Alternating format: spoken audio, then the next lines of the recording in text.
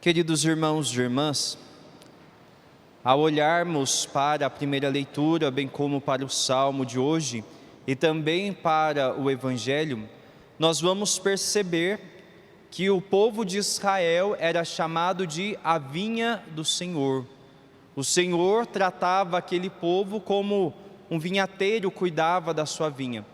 E o profeta Isaías, na primeira leitura de hoje, ele vai nos falar desse amor de Deus para com o seu povo.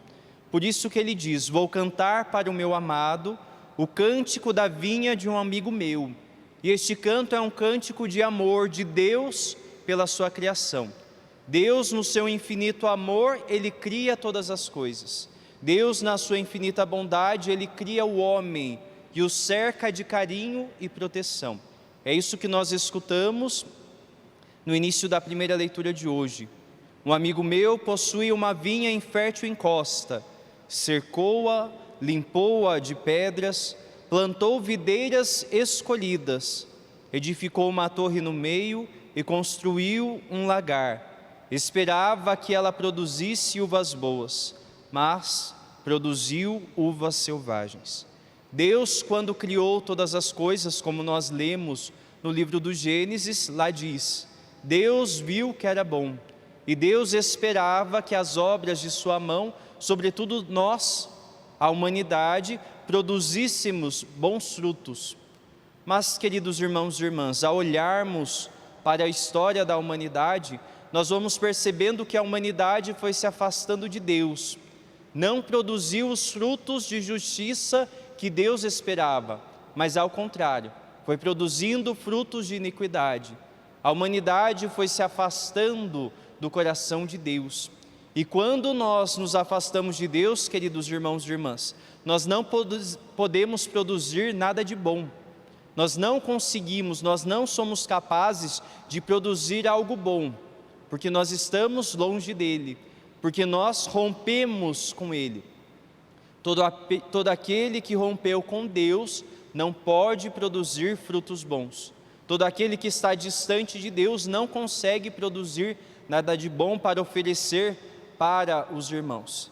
E na primeira leitura de hoje, então, o profeta chama a atenção deste mesmo povo, deste povo que foi o povo escolhido por Deus, aquele povo que Deus tirou da escravidão do Egito, e como nós escutamos no Salmo de hoje, ele tirou nações daquela terra para plantar o seu povo, para plantar a sua vinha. Deus escolheu uma terra para que o seu povo habitasse. Deus fez daquele povo, não um povo qualquer, mas o seu povo, o povo de Deus, fazendo parte assim da família de Deus. Mas esse povo não reconheceu o amor de Deus para consigo e se tornou então um povo infiel. Assim como o profeta fala da infidelidade daquele povo, também nós escutamos Jesus falando desta infidelidade no Evangelho de hoje. Deus que deu ao seu povo uma terra, Deus que fez com que aquele povo fosse o seu povo, mas aquele povo não foi fiel, mas ao contrário, aquele povo não acolheu a palavra de Deus, aquele povo não buscou produzir frutos de salvação. Ao olharmos para a caminhada no deserto, nós vemos que várias vezes o povo de Israel foi um povo infiel, foi um povo rude à vontade de Deus. Por muitas vezes, o povo liberto por Deus murmurou contra Deus, preferiu as cebolas do Egito do que a liberdade na presença de Deus. E este comportamento, queridos irmãos e irmãs, não aconteceu apenas ao longo da caminhada no deserto, mas ele perdurou por toda a vida do povo de Israel, onde nós vemos que as autoridades judaicas, sobretudo elas, também estavam distantes de Deus, não faziam a vontade de Deus, estavam preocupados mais com o cumprimento da lei do que com a vivência entre irmãos. E é isso que Jesus vem reclamar no Evangelho de hoje.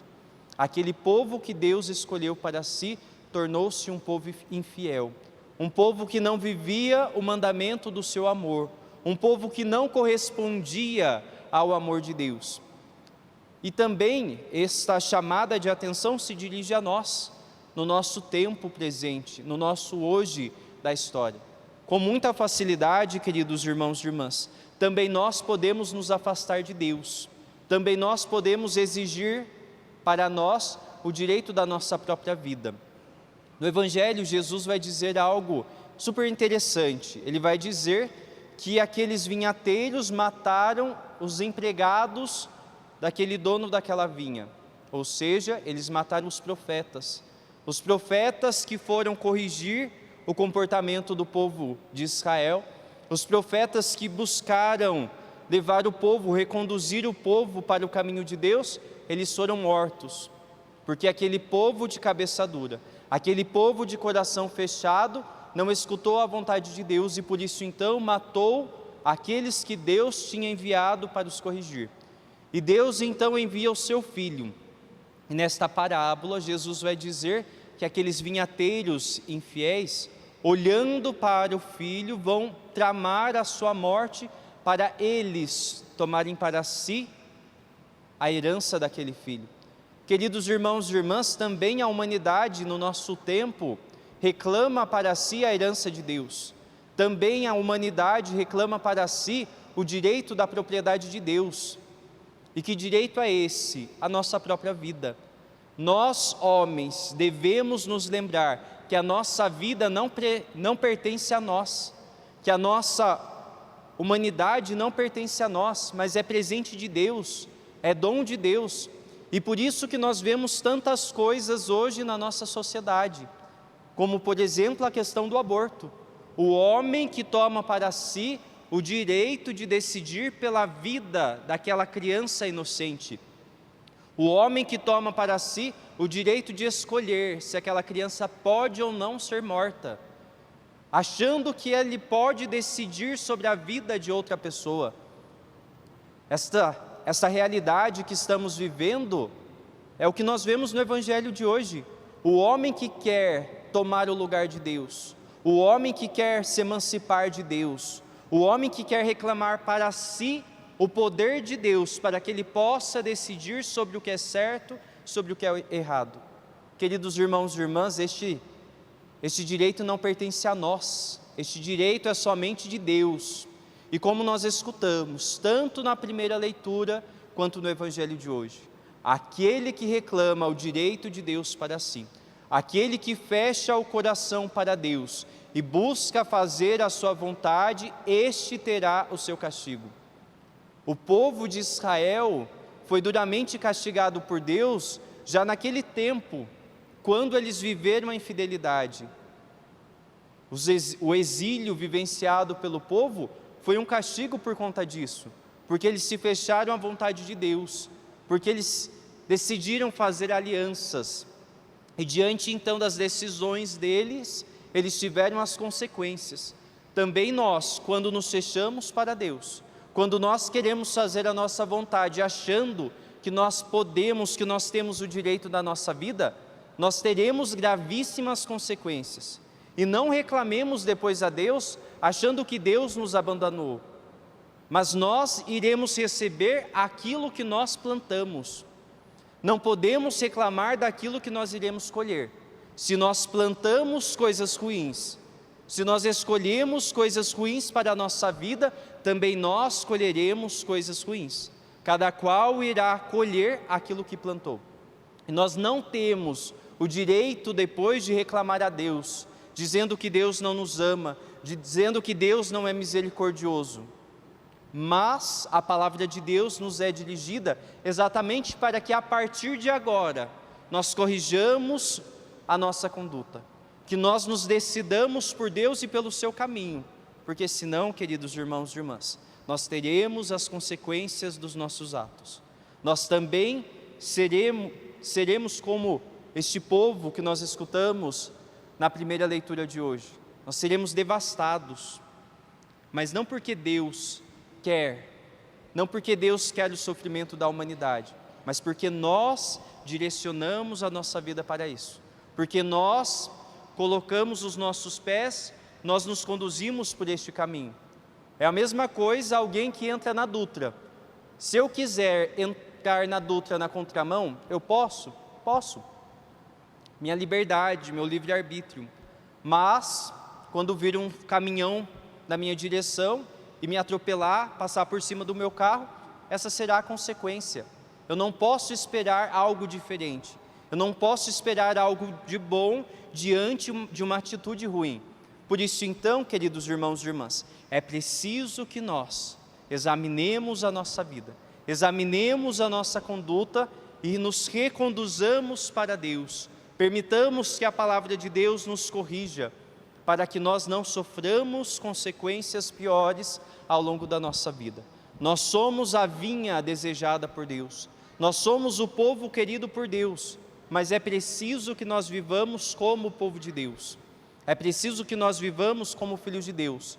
Deus quer nos dar o melhor, mas é preciso que nós aceitemos também o melhor que Deus tem para nos dar. É preciso que nós acolhamos a salvação que Deus nos oferece.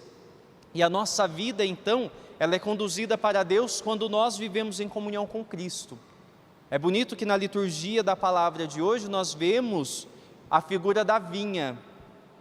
Nós somos chamados a sermos os ramos que permanecem junto do tronco.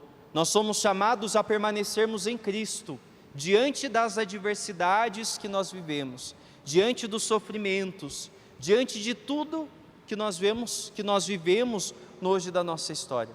É permanecendo em Cristo, queridos irmãos e irmãs, que nós seremos salvos. É permanecendo em Cristo que nós viveremos o amor de Deus a cada dia da nossa vida e que nós corresponderemos também à vontade de Deus. Por isso, então, nos esforcemos para permanecermos em Cristo, para permanecermos no seu amor.